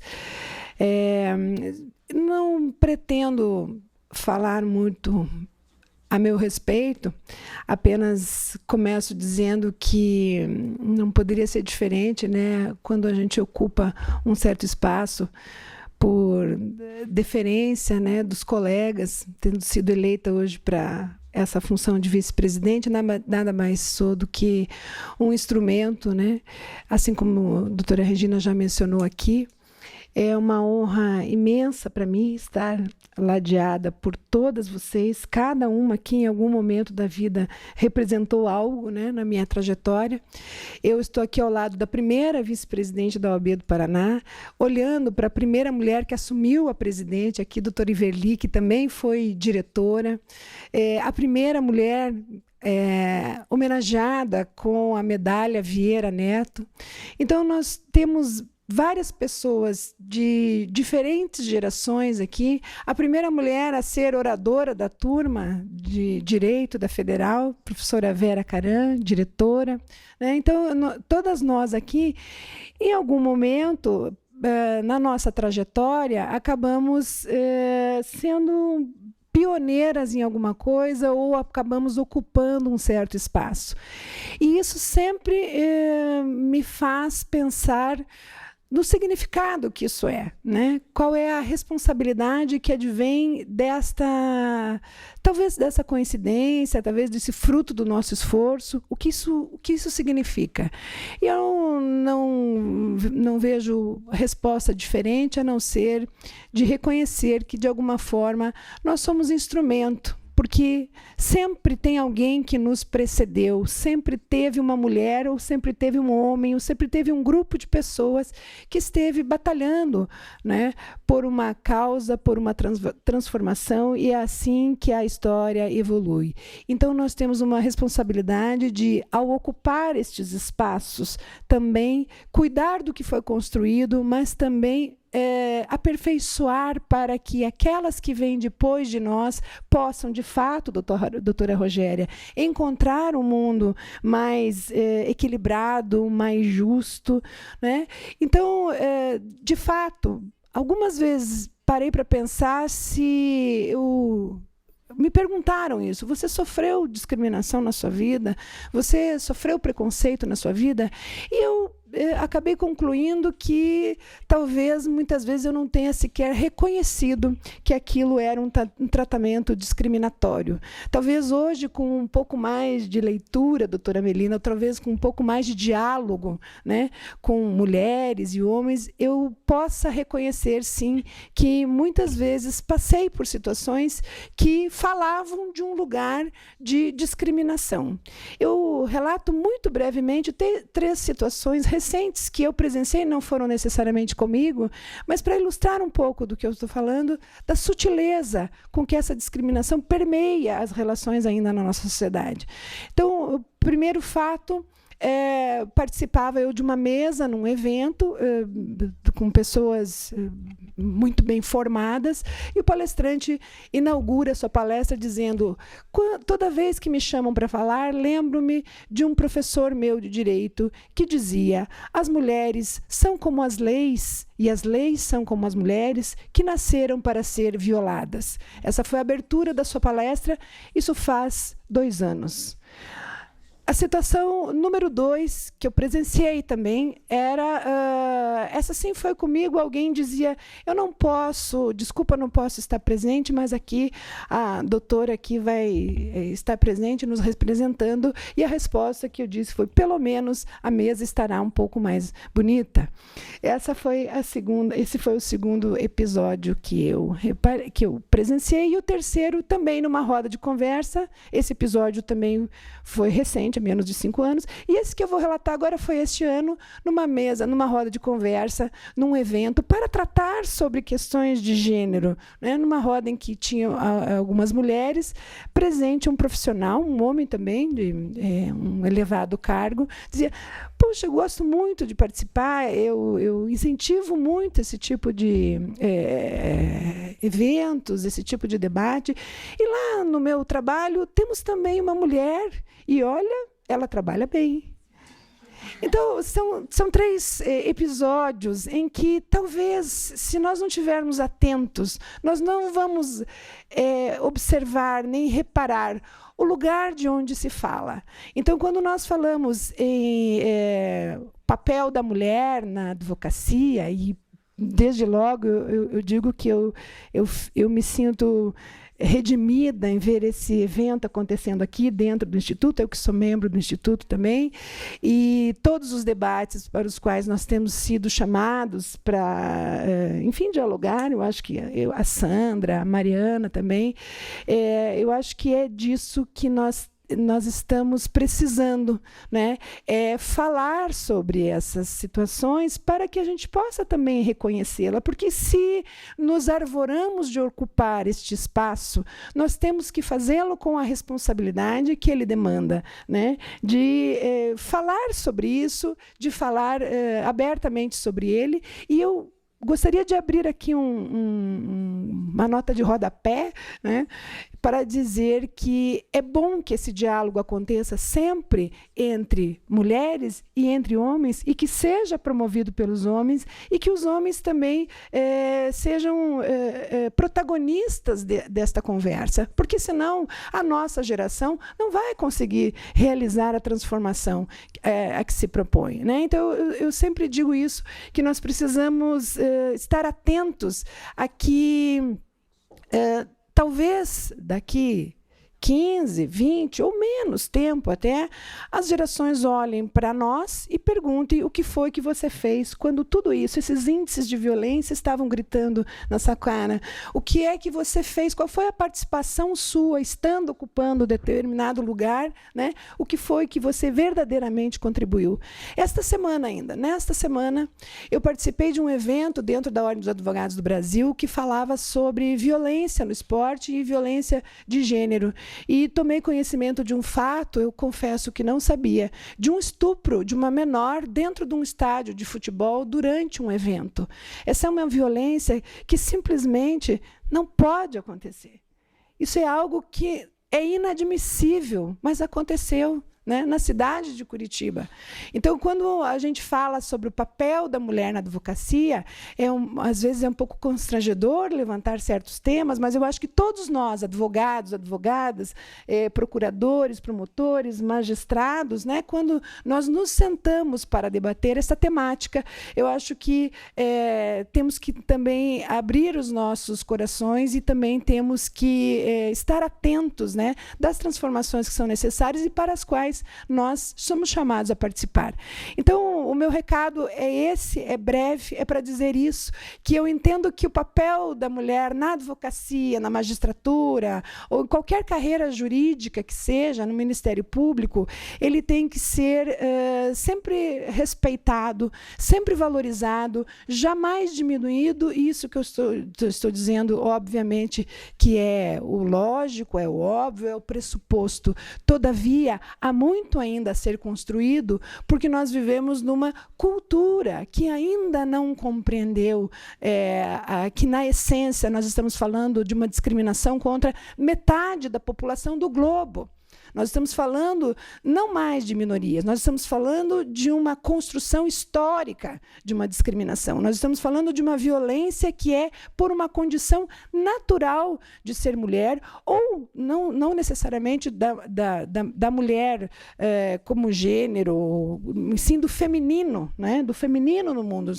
Nós quantas vezes debatemos a questão da mulher trans ou outras questões de gênero que também estão implicadas nisso. Nós falamos de uma questão de embate de forças. Então, no século XXI, em que tantas conquistas já foram realizadas, tanta tecnologia que temos ao alcance da nossa mão, é tanta evolução que a humanidade alcançou, e nós estamos ainda debatendo, nós estamos ainda nos debatendo para encontrar solução para problemas tão aparentemente básicos como ele. Então, talvez muitas das faltas de soluções tenham partido da negação, muitas outras omissões tenham acontecido, mas já é um caminho sem volta, também acredito, doutora Rogéria e doutora Melina.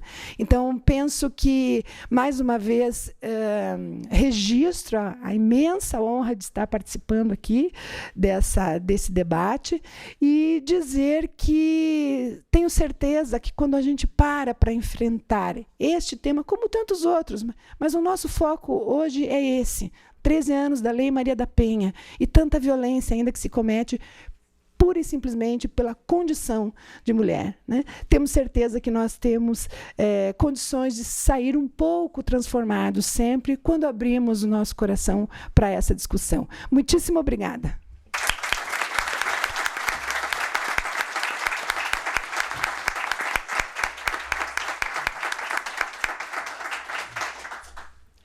Agradeço por igual a contribuição da doutora Marilena, que nos traz com muita precisão e com esses tristes exemplos da realidade, as múltiplas faces das violências e do preconceito.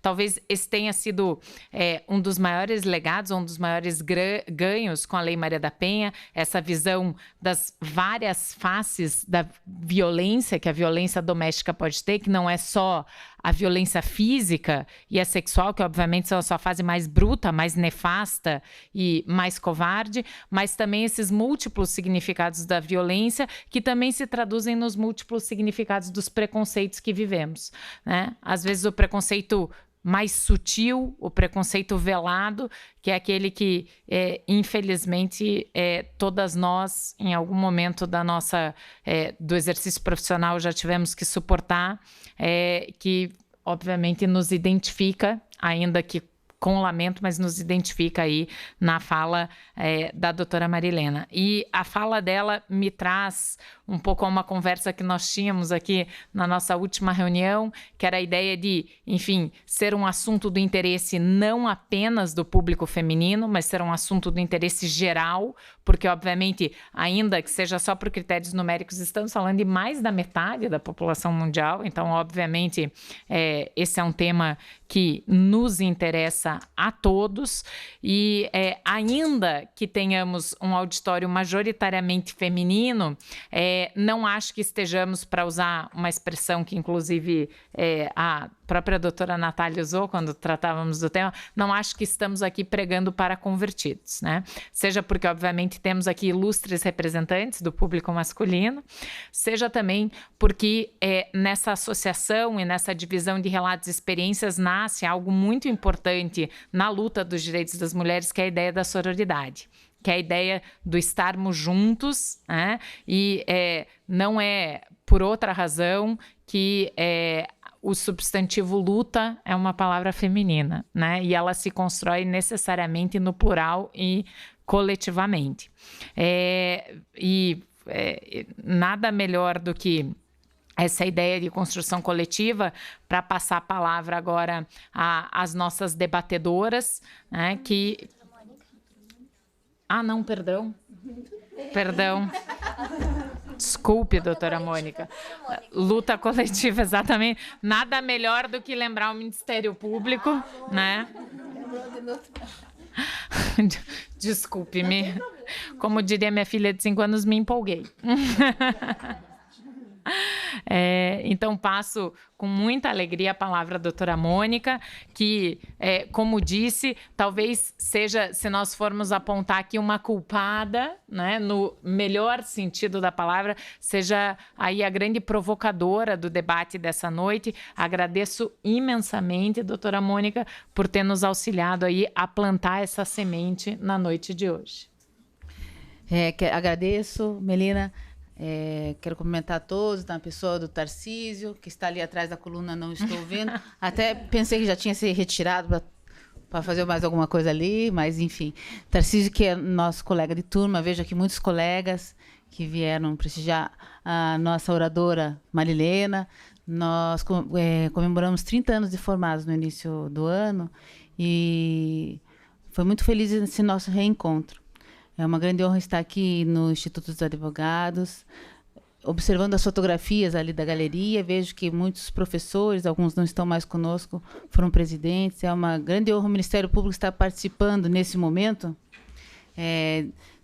firmando uma parceria de estudos, de reflexão e especialmente para tratar as questões de gênero e de direitos humanos.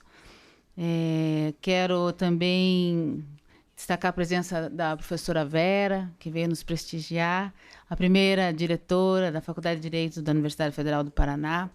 Fui aluna do professor René Rogéria, e ele nos deixou uma mensagem que sempre carreguei comigo, que nós temos que ter coragem e ousadia no nosso dia a dia e tocar nesse tema. A questão de gênero, a questão da mulher nas carreiras jurídicas é realmente algo ousado e precisamos ter coragem para tratar, porque não é um tema que é muito aceito na nossa comunidade jurídica.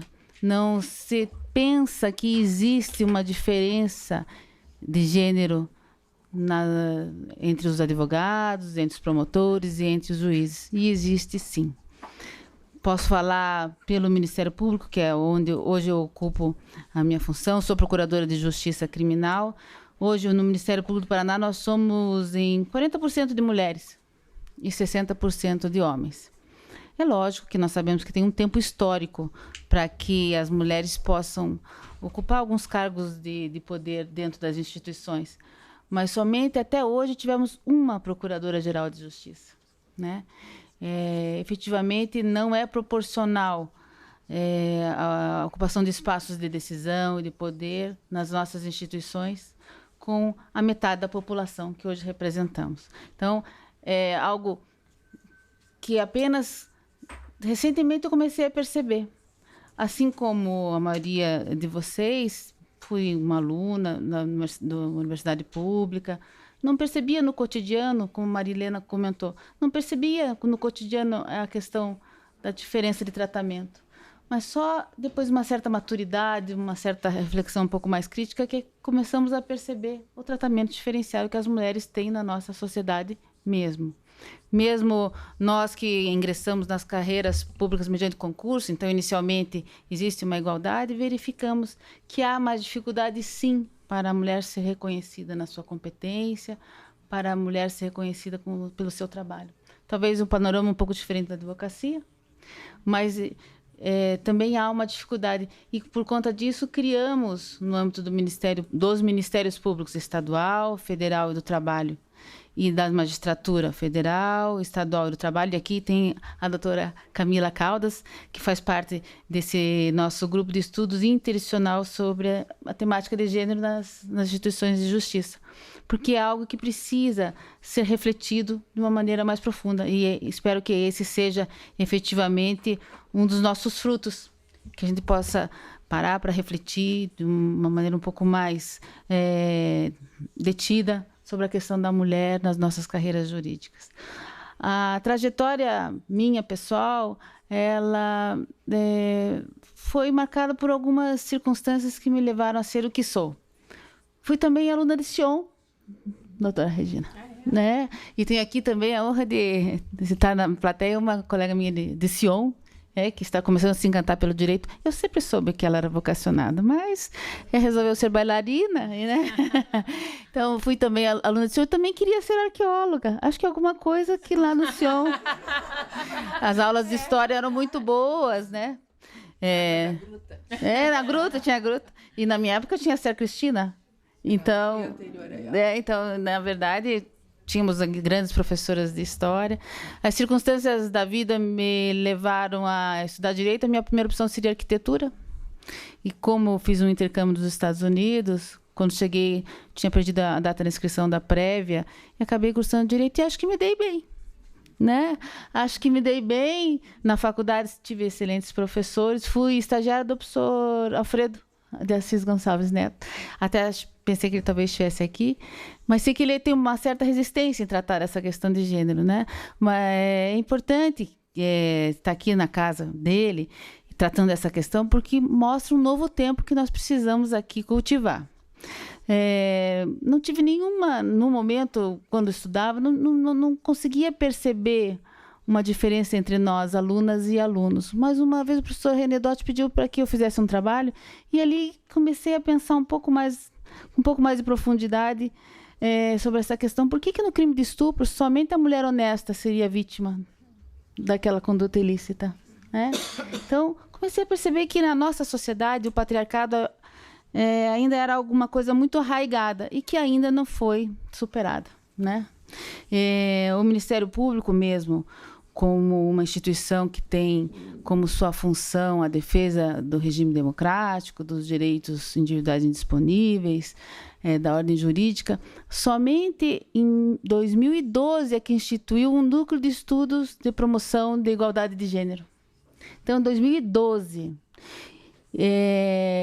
mesmo no tema da violência doméstica, Sandra Lia, as instituições de justiça, o Ministério Público e o Tribunal de Justiça, não tratam com a prioridade devida. Apesar da lei hoje estar fazendo 13 anos, sabemos que o número de juízes e promotores que atuam nessa temática é infinitamente inferior ao número de processos que nós temos ali. Eu acho que você até vai falar com mais propriedade sobre isso. Infelizmente, 13 anos se passam e ainda nós estamos tratando como se fosse algo que é perturbador para o nosso sistema, incomoda. E os índices de violência crescendo, e talvez até porque hoje tem uma categoria, uma classificação se tornando mais visíveis, mas que mostra o quanto precisamos mudar e o quanto precisamos progredir. Então, é um grande avanço, né? A gente está aqui celebrando essa parceria. Eu tenho que relatar também que o Conselho Nacional do Ministério Público não está alheio à reflexão sobre a promoção da igualdade de gênero. Aliás, é um dos objetivos do desenvolvimento do milênio, né? Então, as entidades internacionais nos cobram uma posição tanto do governo quanto dos órgãos de justiça. O Conselho Nacional do Ministério Público promoveu em março de 2018 um primeiro estudo sobre o número de promotores e promotoras e procuradores e procuradoras, o exercício de cargos de poder. E essa é uma temática que começa também a ser tratada pelo Conselho Nacional de Justiça. Eu sei que a Justiça do Trabalho já tem também desenvolvido algumas reflexões mais aprofundadas sobre essa temática. E, inclusive, o nosso Grupo Internacional de Gênero ganhou um prêmio da AJUF pela iniciativa que é pioneira no Brasil, de articulação das instituições de justiça para a discussão do tema. Quem sabe também não faremos escola para outros institutos, né, de advogados aí do país, promovendo uma discussão frutífera sobre essa situação. A questão dos preconceitos que existem na sociedade brasileira, tanto com relação a gênero, quanto a relação a classe, raça, ela somente agora começa a ser tratada com alguma transparência. Né? Esse é um desafio que, nesse momento especialmente difícil, estrônico da nossa história, a gente tem que se defrontar. Não podemos mais fingir que não existe dentro da nossa sociedade. E o grande desafio é assegurar pelo menos aqueles direitos que já conquistamos na Constituição Federal, né? E que muitas vezes nós pensamos que podemos até correr o risco de perdê-los. Mas eu vejo que a questão da diferença entre homens e mulheres passa por uma discussão que também nunca foi travada de maneira muito séria, pelo menos não percebo que tenha sido, mas da divisão social do trabalho doméstico no Brasil. Então, eu acho que uma primeira reflexão tem que ser feita com relação às funções dentro da casa, da família, a diferença de funções entre mulheres e homens, né? 80% do trabalho doméstico no Brasil é feito ainda por mulheres. E talvez as novas gerações não sintam tanto isso, mas o que se espera de uma mulher, mesmo que depois que ela cumpra a sua jornada de trabalho, é que ela vá para casa, trate dos filhos, ajeite a roupa e prepare ainda a comida para o dia seguinte de todos, né? Então, a divisão sexual do trabalho doméstico, ela é algo que nós precisamos enfrentar com mais seriedade. E isso mesmo nas carreiras jurídicas, né? Então, isso acaba tendo reflexo nas nossas vidas. De qualquer maneira, a contribuição da mulher, ela não pode também só ser de reclamação, de se colocar na posição de vítima. Infelizmente, temos a questão da violência doméstica que tem que ser enfrentada, mas a proposta é outra. O grande desafio é outro. Tratar de introduzir nesse mundo masculino outras formas, outros olhares, outras formas de fazer justiça.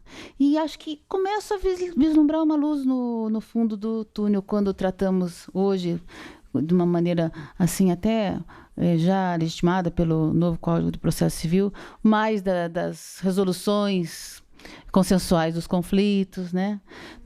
Nós sentimos um grande avanço no incentivo das práticas autocompositivas, tanto pelo Conselho Nacional de Justiça quanto pelo Conselho Nacional do Ministério Público. Vemos aqui uma possibilidade de outras formas de resolução de conflitos e acho que talvez percebo ali um viés aonde os valores do feminino podem se inserir e contribuir para uma transformação desse estado de coisas que vivemos. Valores do feminino, talvez até culturalmente construídos, mas que estão aí, que estamos precisando prestar um pouco mais atenção a eles. Valores como a empatia, como a solidariedade, como a compaixão, como a fraternidade. Talvez dos 3 ideais da Revolução Francesa, a fraternidade seja o campo do feminino a ser explorado. Eu acho que é isso que nós temos que aceitar como desafio. Eu acho que abrir na nossa proposta, através desse termo de parceria e abertura ao diálogo conjunto, introduzir no nosso cotidiano essas reflexões, para tentar fazer diferente e ver diferente, e assim promover o Ministério Público, a advocacia, a justiça, promover transformações sociais e proporcionar que a nossa sociedade seja cada vez um lugar melhor, mais livre, mais justo, mais solidário. Acho que essa é a contribuição da mulher, das carreiras jurídicas, na perspectiva da transformação social. Então, que a nossa parceria, que se inicia agora e que nos traz bastante alegria e esperança, seja frutífera e que nós consigamos promover um excelente trabalho, né? Então, eu acho que essa é a nossa contribuição para o dia de hoje e vamos colocar mãos à obra.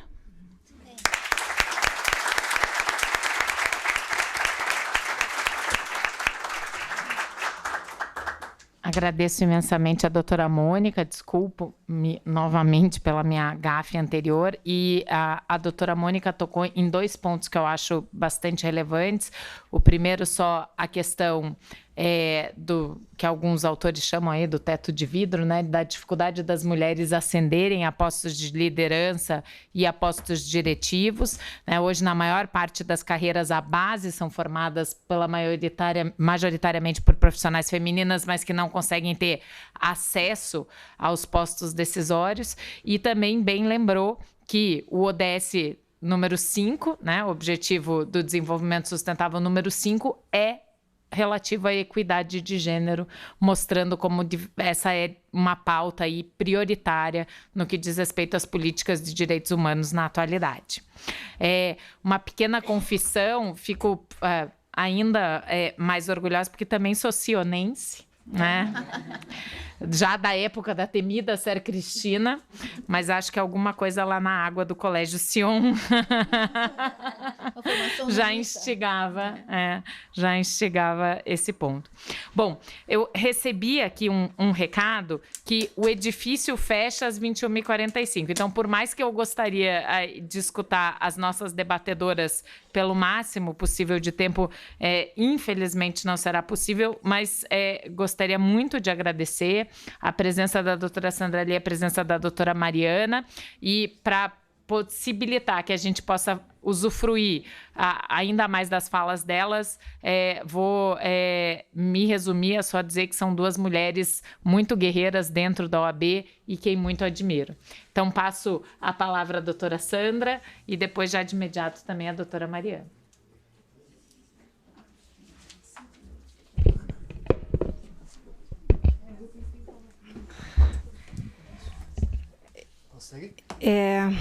Consigo, obrigada. Saúdo a mesa, então, pelo adiantado da hora, na pessoa da doutora Melina. Agradeço e parabenizo o IAP, na pessoa do seu presidente, doutor Tarcísio. Hoje mesmo eu comentava que lá em 2006, no dia 7, fizemos uma entrevista coletiva e a gente não sabia o que ia acontecer, né? E estava pensando aqui que ia ser mais uma noite emblemática, doutora Melina, que não sabemos o que vai acontecer de agora em diante, mas com certeza nada mais será como antes. Eu tenho uma grande dificuldade e cumprimento público as pessoas aqui presentes na pessoa de uma das...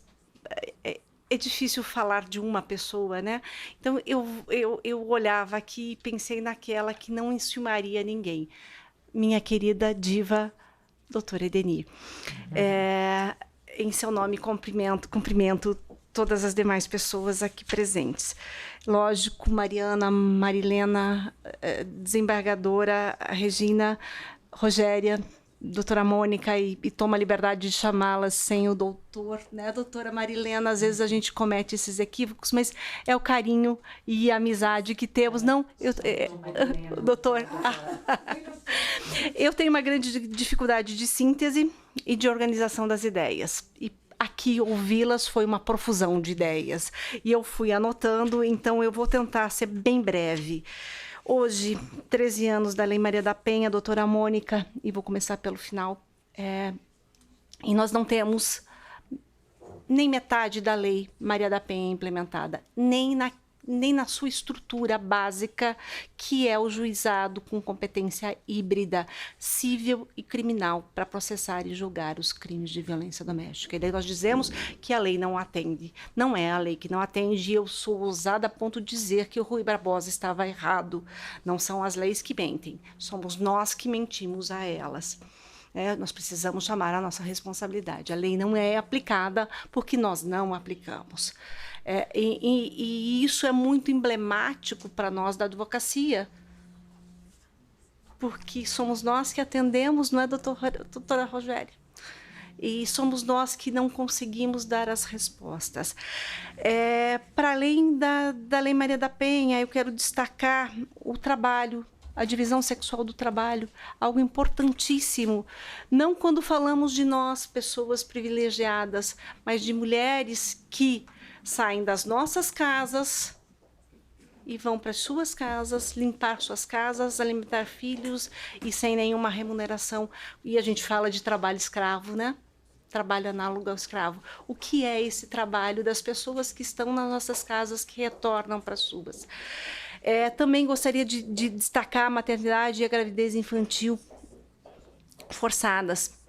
Que nós temos um problema muito sério, inclusive aqui em Curitiba, que achamos que é uma cidade de primeiro mundo, mas não é. Temos um grande número de adolescentes com menos de 15 anos, menos de 14 anos, gestantes. E isso é muito sério, porque isso implica necessariamente numa redução do desenvolvimento dessas meninas em relação aos meninos. E eu, quando vim para cá, vim pensando, doutora Leda, em Susan Okin, porque achei que o tom da nossa conversa aqui seria um tom liberal. Leda, engano. Acredito que Nancy Fraser esteve muito presente aqui, né? Falamos em reconhecimento, falamos em redistribuição, falamos em representação, e acho que faltou falar pouco no principal princípio dela, que ela traz, que é o da paridade participativa. E nós não temos ainda isto em nossa advocacia, e eu vou falar só da advocacia, não vou me atrever a falar das demais carreiras jurídicas. Eu pensava em Okin porque ela fala muito das assimetrias de gênero, e como essa é uma questão central da justiça. Mas ela vai falar muito na imparcialidade e na universalidade. Já a Fraser, não. Filho pedindo para ir buscar na escola. Eu quero dizer que é uma pergunta que me ficou, e eu acho que talvez seja essa a tarefa de casa que nós todas advogadas privilegiadas temos, é pensar na complexidade das relações sociais. Nessas relações que são relações de poder, que é esse tema que tanto gosto, né, doutora Melina, que coexistem, esses padrões de poder que coexistem, essas assimetrias de gênero, essas desigualdades de gênero que coexistem e que são historicamente construídos. E nas características, como é que nós colocamos isso nas características individuais, sem essencializar, né? Como é que isso impacta na carreira jurídica? Como é que isso impacta na nossa OAB? Esses padrões desiguais de gênero, eles refletem nos nossos hábitos, nos nossos valores, nas nossas atitudes. Eles vão refletir também em outras esferas das nossas vidas e das vidas dos nossos clientes, das nossas clientes. Será que nós podemos afirmar que há diferença nos papéis de homens advogados e de mulheres advogadas no trato com seus clientes, com as suas clientes? A orientação que um homem, um advogado, dá ao seu cliente homem numa situação de violência doméstica é diferente da que ele daria a uma mulher em situação de violência? De que forma isto vai refletir depois no sistema de justiça, no Ministério Público? Então, eu tenho pensado muito nisso, e eu acho que essa é uma reflexão que, para mim, não tem fim, que eu gostaria de deixar para as senhoras, para a gente pensar em outro momento, já que temos pouco mais de 2 minutos. Obrigada.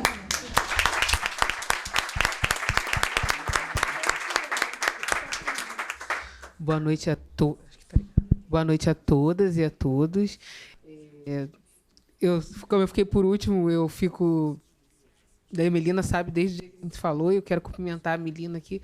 Ela falou que queria fazer esse evento aqui. Eu fiquei pensando do meu lugar aqui, neste lugar, que é um lugar diferente de todas as pessoas que hoje estão aqui. E a Melina sabe, acho que desde que ela falou que eu estaria aqui, eu estou sem dormir. Porque para alguém que nasceu no Irajá, no Rio de Janeiro, e não teve a oportunidade privilegiada de estar em lugares como esse, estar hoje aqui no IAP, para mim, é algo muito importante. Então, eu agradeço, em primeiro lugar, a Melina, a oportunidade de estar aqui, ao doutor Tarcísio pelo convite, por abrir as portas. Quero cumprimentar as minhas colegas da Comissão da Mulher Advogada, que hoje estão aqui, chegaram aqui, me deram a mão. Isso é sororidade, dizer, vim aqui porque você ia falar. Então, isso é muito... Eu quero cumprimentar todas vocês. E, em nome de todo o público, a Edni Arruda, nossa diva, como disse a Sandra, que nós só somos hoje o que podemos ser, mulheres advogadas na OAB do Paraná, porque mulheres como você existem. Obrigada. Então, eu vou...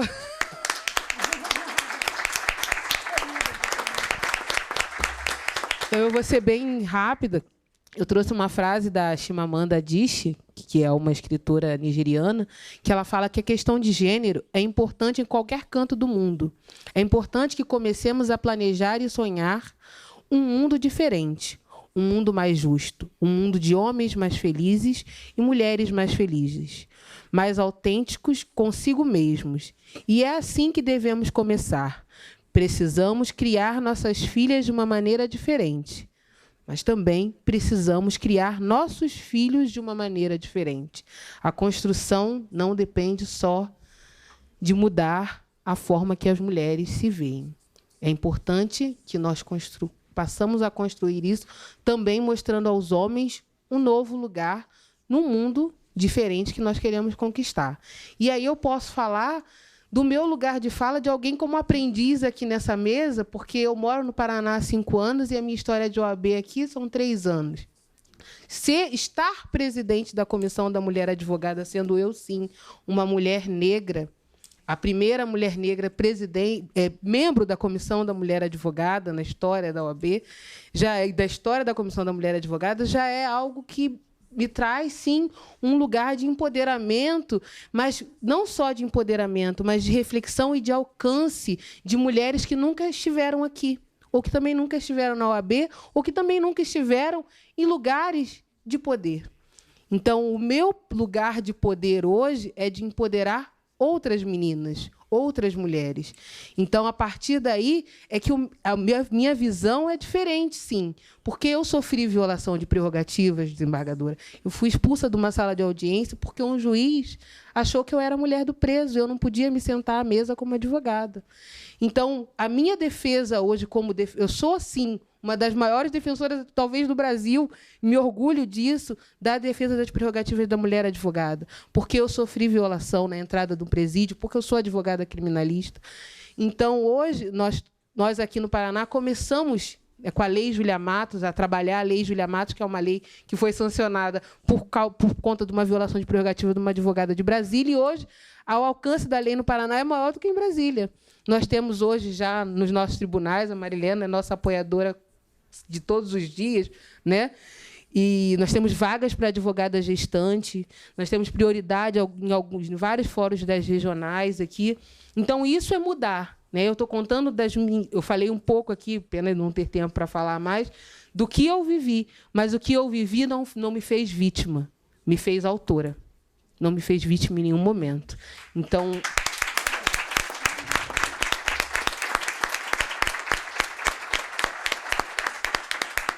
e ser autora é isso, fazer a diferença, construir um mundo melhor para que outras mulheres não tenham que viver o que eu vivi. Eu digo que, quando eu comecei, eu pensava simplesmente que, se minhas filhas fossem advogadas, eu não desejava a elas um dia de lágrimas dos dias que eu vivi. Mas hoje eu vejo que o alcance é muito maior. Outras advogadas, eu posso falar por outras mulheres, mas hoje eu falo em nome das advogadas do Paraná, que elas não vão viver mais isso, porque elas vão ter a oportunidade de ter uma vice-presidente que, junto com a presidente da Comissão da Mulher Advogada, lutaram para que elas tivessem as garantias profissionais, as prerrogativas profissionais respeitadas, porque nós vivemos isso, nós entendemos isso, nós tocamos naquele lugar. E hoje nós estamos aqui sentadas, falando numa mesa majoritariamente feminina, também é um projeto nosso da Comissão da Mulher Advogada, através do projeto Direito por Vozes Femininas, que trazer mulheres especialistas nas suas áreas para falar de todas as áreas do direito. Mostrar que, sim, podemos construir uma mesa 50% de mulheres e 50% de homens, mas precisamos garantir isso a partir de darmos o nosso primeiro passo. O primeiro passo foi mostrar essas mulheres. Fizemos o direito previdenciário, depois participação política e direito criminal. Agora o próximo é 4.0, né, Carol? Carol está aqui. Vamos fazer sobre a advocacia 4.0 com as advogadas que fazem muita coisa pela inovação do Paraná. Então, nós precisamos trazer isso. E hoje, exatamente hoje, nós estamos comemorando o sucesso de um projeto que nós começamos essa semana, a aparecer no site da OAB, que é sobre a paternidade responsável, que nós trouxemos os homens para falar de quanto é importante que eles participem na vida dos filhos para que nós, mulheres, tenhamos, sim, o tempo das nossas tarefas domésticas, não ultrapassando as nossas tarefas profissionais e pessoais. Então, numa semana do Dia dos Pais, onde a gente poderia só homenagear os homens, estou dizendo para eles, ser pai não é uma homenagem. Ser pai é dividir tarefas. Então, eu agradeço a vocês, são esses mais ou menos o que eu gostaria de dizer, e dizer que a representatividade do lugar que você ocupa, você deve a todos que te colocaram ali. Me lembro hoje de quando a Lu me ligou, a Luciana Bega, que era presidente da Comissão da Mulher Advogada, falou: Dr. Cássio está nos esperando. E dentro de mim eu sabia, ele vai me convidar, porque a Cris Bortolotto já tinha me dado um spoiler que vocês estavam... Ela falou, sem querer, nós estamos cotando você. Aí eu fiquei, mas para quê? Aí eu juntei o assunto. E eu fiquei pensando que eu podia dizer não, porque eu tenho um escritório singelo, simples. Sou a única advogada da minha família, eu brinco, desde que o navio negreiro ancorou no Brasil, porque nem do lado de pai, nem do lado de mãe eu não tenho ninguém, nenhum advogado. E eu sabia o quanto eu ia precisar me doar, porque eu precisaria fazer um pouco mais. Eu não poderia aceitar o encargo de ser presidente, estar presidente de uma comissão, e não chegar a alcançar mulheres que precisavam desse meu olhar. Então, aceitar esse lugar de representatividade é tocar todas. Tocar as que nunca foram tocadas e tocar aquelas que já estavam ali e que precisavam ser tocadas para essa luta. Então, eu acredito que, em 6 meses, nós estamos construindo, sim, esse momento para a advocacia feminina do Paraná. E eu agradeço a todas as colegas que juntas hoje estão aqui. Eu não posso deixar de olhar para a Jaque agora aqui. E você sabe que esses dias eu fiz um parecer para a comissão, para a diretoria de prerrogativa, sobre a violação de prerrogativas da advogada gestante. E você sabe o que eu coloquei no parecer? A ODS número 5. Que nós precisamos respeitar a legislação internacional, as garantias constitucionais de igualdade de gênero, para que a mulher tenha o seu espaço. Então, nós nos construímos. Então, hoje, a Jaque está aqui, eu vou citar a Jaqueline, porque ela é do Pacto Global, mas é uma grande amiga incentivadora. Então, nós só construímos tudo porque estamos juntas nessa luta. Então, eu preciso dizer que representatividade tem muito a ver com a sororidade, de se trabalhar junto e de se construir uma nova história. Obrigada, boa noite.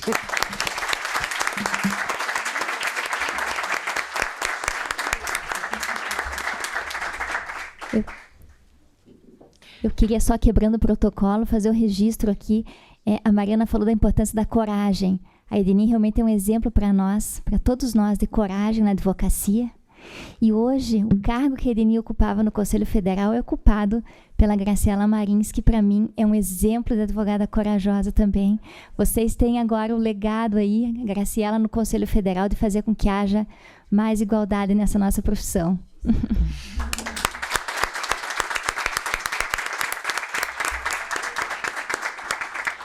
Bom, pelo adiantado da hora, só me resta agradecer enormemente a presença dessas mulheres maravilhosas que me ladearam, a presença dessa nossa plateia hoje mais do que ilustre aqui no Instituto, e dizer que o saldo que fica da noite de hoje é que, de fato, ainda temos um caminho grande pela frente, mas tenho certeza que saímos todas hoje mais esperançosas e mais animadas, porque ainda que estejamos longe, né, de um cenário ou de um futuro um pouco mais animador, né, e realmente o horizonte anda bastante turvo aqui dentro do nosso cenário pátrio, mas tenho certeza que todas nós saímos aí com uma injeção de ânimo desses exemplos e dessas falas que nos inspiram a seguir adiante, como